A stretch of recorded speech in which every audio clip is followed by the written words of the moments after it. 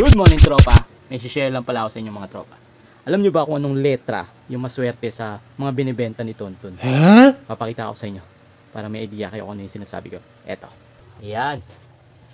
Kasi, ito yung naisip kong paraan para hindi ako mahirapan mag-sort. So, may mga box ako dito. So, alphabetical yan. From A hanggang Z. So, kung mapapansin nyo, yung letter A, konti lang. B, konti lang. Yung C, tinan nyo naman, umaapaw. So, shoutout sa mga customer ko, like Cesar de la Cruz, Cosmo Orbit, sino ba to? Claude, ayan. Sa letter D naman, medyo marami din. Shoutout, Dan Fernando, marami yan. Sa letter E, madami din pala sa E. Si Edsel, si Eric, ayan, si Edsel uli, Eric uli. Sa letter F, meron din. Like Franco. Sa G, kakaunti yung G natin Kakaunti yung G natin. So, shoutout kay Gandhi Rico, ayan. Meron ding H, konti lang yung H. Yung J, madami yung J natin, kaya dalawang box yung J.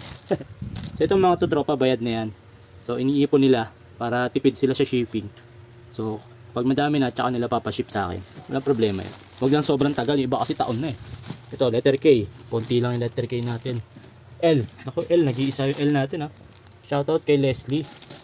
Tapos M, madami din to. Ayan, si Mauricia, si Marcel, sino pa ba yan? Si Mark. Then sa N, kakaunti yung N natin. O, kakaunti din. Tapos ito, from letter P hanggang Z na to, pinagsama-sama ko na. Kasi hindi nakakasya pag naglagay pa tayo. So yan, yan yung sinasabi ko, alphabetical. So yan yung naisip kong paraan para hindi ako mahirapan masyado sa sorting. Para in case na sabihin ni customer o ni buyer na for shipping na siya. For example, letter J yung pangalan niya, doon ko na kukunin sa letter J. Hanapin ko din yung mga laruan na nabili niya. So yun yung naisip kong para. Pero hindi pa rin may iwasan na minsan pagdating sa kanya may kulang. Kasi lilit ng mga binibenta ko. So kapag ganun yung nangyayari, pinapaano ko na, nire-refund ko na lang. Tsaka syempre isang katutak na sorry.